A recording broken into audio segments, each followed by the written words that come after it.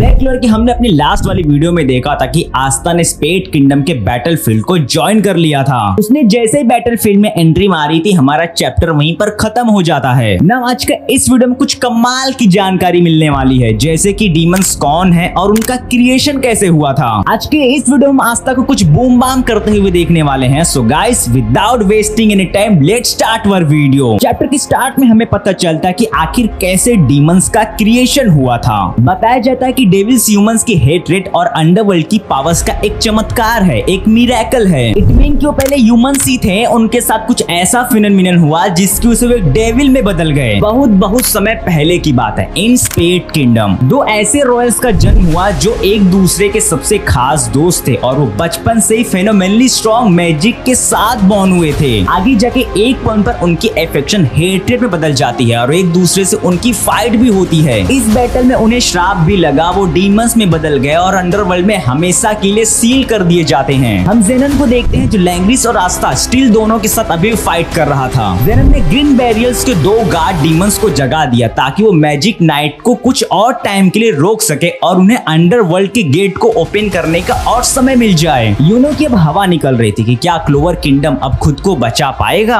हम उस giant ancient demon को भी देखते हैं जो विंड्स के थ्रू माना को एब्जॉर्ब कर रहा था। उसकी पावर्स पहले से बहुत ज्यादा बढ़ चुकी थी। साइड की सीन में हमें विजार्ड किंग को भी दिखाया जाता है जो इस बैटल को ज्वाइन करने की प्लानिंग कर रहे थे। उनको थोड़ा सा और टाइम चाहिए था खुद की पावर्स को रिलीज करने में। बच्चे की फॉर्म में थे वो अभी भी, वो किसी से तो हेल्प मांग रहे थे अपनी फुल पावर को अनलीश करने के लिए। मैजिक नाइट के सभी कैप्टन्स और सभी मैजिक नाइट मिल के भी उस डीमन एंशिएंट का घंटा कुछ नहीं उखाड़ पा रहे थे। कोई वाटर क्रिएशन मैजिक को यूज कर रहा है, कोई फायर मैजिक को यूज कर रहा है, तो कोई इल्यूजन को क्रिएट कर रहा है, बट उसका कोई कुछ भी नहीं बिगाड़ पा रहा है। सबकी गांडें फट जाती है सिर्फ एक डीमन को रोकने में ही। विजार्ड किंग को हम देखते हैं जो अपने फाइनल फॉर्म में आ चुके थे, बट उनकी एबिलिटी और टाइम अभी भी लिमिटेड ही थी। सबको ऐसा लगा कि वो मरने वाले हैं, उनका आखिरी वक्त अब आ चुका है, बट सडनली वहां पर आस्था ने एंट्री मारी। एंशिएंट डीमन उन सभी मैजिक नाइट को मारने के लिए एक बड़े से मैजिक ब्लास्ट को सम्मन करता है। अगर वो मैजिक ब्लास्ट उनके ऊपर वो रिलीज करता तो सडनली वहीं पर मारे जाते, बट आस्था ने एक ही स्ट्राइक में उसके सभी मैजिक को इरेज कर दिया था। यूनो को भी ये भरोसा था कि क्लोवर किंगडम में स्टिल एक ऐसा नाइट अभी भी है जो वो हम सबको बचा सकता है।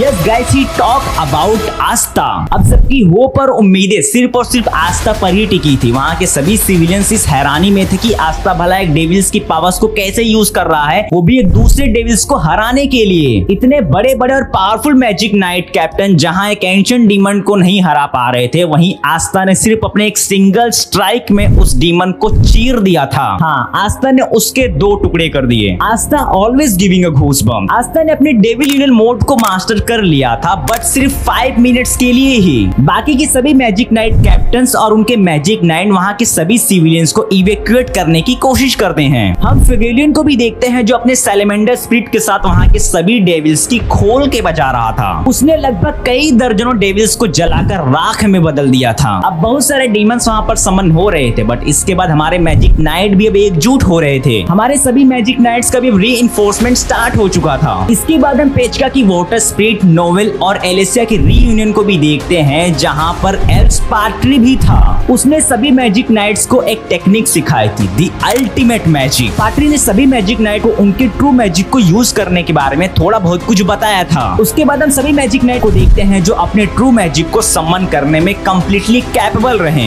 इसके लिए सभी मैजिक नाइट ने खुद को 6 मंथ्स तक ट्रेन किया था, तब जाके वो इस हद तक पहुंच पाए थे। इसके बाद हमें कुछ और डेविल्स दिखाए जाते हैं जो पहले वाले के मुकाबले में थोड़े बहुत पावरफुल थे। इनका मुकाबला करना थोड़ा सा मुश्किल था हमारे मैजिक नाइट्स के लिए। वो सभी डेविल्स जैसे हमारे मैजिक नाइट के ऊपर अटैक करने की कोशिश करते हैं, उतने में हम देखते हैं वहां पर लक आ जाता है और अपने एक ही लाइटिंग में वो उन सबको 2 टुकड़ों में कर देता है। इसके बाद हम नेक्ट को देखते हैं जिसकी सिचुएशन काफी इंटेंस हो चुकी थी। उसके बॉडी में कई आइस रॉड्स घुसे पड़े थे। नेक्ट इसी ट्राइड को रोकने के बारे में ही सोच रहा था कि आखिर वो कैसे अंडरवर्ल्ड के गेट को ओपन होने से रोक सके। जैक बेचारा भी अब लगभग हार चुका था, पर उसकी हिम्मत अभी भी नहीं हारी थी। इसके बाद नेक्ट अपने एक और डेविल यूनियन मोड को लेता है जिसका नाम था गैलस यूनियन मोड। नेक्ट इन 2 डेविल्स को किसी और जगह पर टेलीपोर्ट करता है और खुद को भी वहां पर टेलीपोर्ट करता है। उसे इन दोनों से सेपरेटली फाइट करनी थी। नेक्ट माना zone dark hunting ground prison की स्पेल को कास्ट करता है। वो अपनी पूरी कोशिश करता है इन दोनों डेविल्स को रोकने के लिए। इसी बीच में हमें पता चलता है कि नेक्ट किसी एक डेविल से अपना रिवेंज लेना चाहता है, जिसकी वजह से वो यहाँ तक आया है। एक फ्लैशबैक स्टोरी को भी दिखाया जाता है, जहाँ पर हमें पता चलता है कि नेक्ट का एक जुड़वा भाई भी था, जिसका नाम मॉर्गन था। वो कम्प्लीटली नेक्ट से अपोजिट था। वो लोगों से बहुत प्यार करता था और उनकी बहुत ज्यादा ही परवाह करता था। उसने मैजिक नाइट को भी ज्वाइन किया ताकि वो लोगों की और बेटर तरीके से हेल्प कर सके। उसने मुझे भी मैजिक नाइट को ज्वाइन करने के लिए कहा, पर मैंने मना कर दिया था उसे। मेरा भाई किसी भी स्ट्रेंजर के लिए अपनी लाइफ तक को सेक्रीफाइस कर सकता था। वो सबकी परवाह करता था। एक दिन मुझे मेरी ग्रिमोर मिली और मैंने फॉरेनर्स को लेके एक अफवाह सुनी कि वो एरी मैजिक को भी यूज कर सकते हैं। एक दिन ऐसा आया कि मेरे भाई और यामी ने ग्रेट डेयर को ज्वाइन किया। नेक्ट को उस दिन यह एहसास हुआ कि यामी की तरह कोई और मैजिक नाइट हो ही नहीं सकता है। यामी और नेक्ट की मैजिकल एट्रीब्यूट्स एक दूसरे से मिलती थी। अब जाके समझ में आ ही गया होगा कि आखिर कैसे नेक्ट माना जोन को समन कर सकता है। जब नेक्ट 18 साल का होता है तब उसके पेरेंट्स ने उसे बुलाया और उसे अपने बारे में पूरी सच्चाई बताई कि उसके फैमिली के सभी लोग डेविल्स पर स्टडी और रिसर्च करते हैं। वो डेविल्स की पावर्स और उनकी स्पिरिट को एक ह्यूमन में कैसे इनहेरिट किया जाए, उन्होंने इसका भी पता लगा लिया था। मुझे इस बात से बहुत खुशी मिली और मैंने तुरंत ही डेविल्स के ऊपर स्टडी करना शुरू कर दिया। यहाँ पर नेक्ट ने 4 डेविल्स के साथ रिचुअल को परफॉर्म किया और उसकी पावर्स और उनकी सभी एबिलिटी को उसने तुरंत ही मास्टर किया। उसके बाद नेक्ट के डैड ने उसे एक हाई लेवल के डेविल्स के साथ कॉन्ट्रैक्ट को असाइन करने के लिए कहा। अंडरवर्ल्ड में 3 डेविल्स रूल करते हैं, जिनके पास स्पेस, ग्रेविटी और टाइम की एबिलिटीज हैं। उसमें से एक डेविल इनकी हेल्प भी करता है, जिसका नाम लूसीफेगस है और जिसे सुप्रीम डेविल भी कहा जाता है। नेक्ट जैसे उस डेविल्स के साथ कॉन्ट्रैक्ट करने जाता है, उतने में हम देखते हैं कि वहाँ पर मॉर्गन आ जाता है और नेक्ट को रोकने की कोशिश करता है। उसने बताया कि फॉरबिडन मैजिक को कास्ट करना ये क्राइम है और मैं इस क्राइम को नहीं होने दूंगा। नेक्ट यहाँ पर मॉर्गन की सभी बातों को इग्नोर करता है और उसने तुरंत ही लूसीफेगस को वहाँ पर समन किया। यहाँ पर नेक्ट एक बात को नोटिस करता है, जब भी कोई ह्यूमन किसी रिचुअल को परफॉर्म करता है तब उस रिचुअल में उस डेविल की पावर सप्रेस हो जाती है, पर यहाँ पर ऐसा कुछ भी नहीं हो रहा था। लूसीफेगस नेक्ट को छोड़कर वहाँ पर जितने भी लोग थे वो सबके ऊपर अटैक कर रहा था। आई मीन कि जो इस रिचुअल को देख रहे थे वो सबको मार रहा था। इसमें नेक्ट के मॉम और डैड भी शामिल थे। इस सुप्रीम डेविल के सामने नेक्ट अपनी बॉडी को मूव भी नहीं कर पा रहा था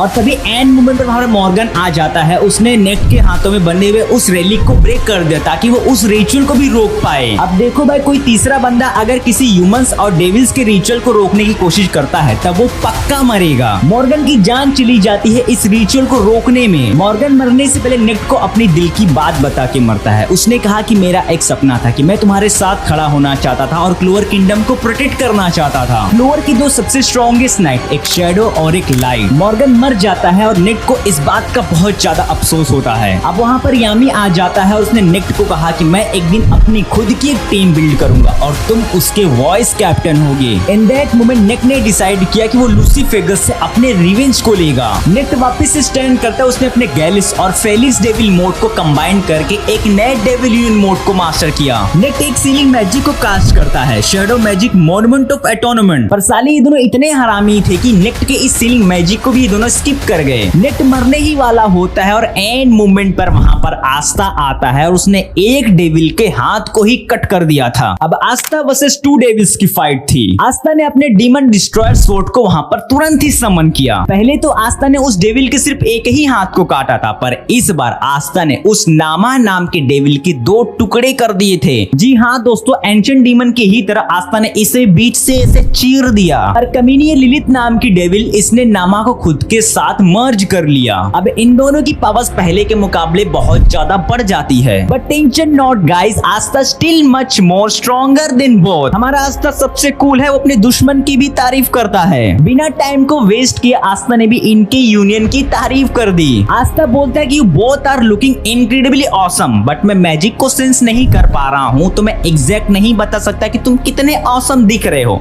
लाइक कुछ समथिंग ऐसा ही। अब आस्था अपने डिस्ट्रॉयर और ड्वेलर दोनों ही स्वॉर्ड को एक साथ यूज करता है और इन दोनों की वो गांड फाड़ देता है। इन डेविल्स ने भी नोटिस किया कि आखिर तुम चीज क्या हो भाई, बिना मैजिक वाला बंदा हमारी इतनी बुरी तरीके से कह के मार रहा है। अबे मजे करना था ना ह्यूमंस के साथ चूतिया, अब करना, गांड फट गई। आस्था उसकी स्पीड को मैच नहीं कर पा रहा था तो नेक्ट ने उसकी हेल्प करने के लिए उस डेविल को कैच किया। आई मीन कि उसने अपने शैडो बाइंडिंग से उसको पकड़ लिया। आगे पकड़ में साला, अब कहाँ जाएगा बता। आस्था ने बिना टाइम को वेस्ट किए बाकी के ही डीमंस की तरह इसको भी बीट से ही चीर डाला। आस्था और लीवाई काफी खुश हुए और इसके साथ साथ आज का हमारा 10 चैप्टर यहीं पर खत्म होता है। अब इसके आगे की फाइट्स को अपने नेक्स्ट वीडियो में कवर करेंगे। तो वीडियो पसंद आई हो तो प्लीज हमारे वीडियो को लाइक एंड हमारे चैनल को सब्सक्राइब भी कर लेना। सो गाइस आज के लिए इतना ही। अब अपना रीयूनियन अपने नेक्स्ट वीडियो में होगा at of the end. Take care guys, अब मिलते हैं ना अपने नेक्स्ट वाली वीडियो में।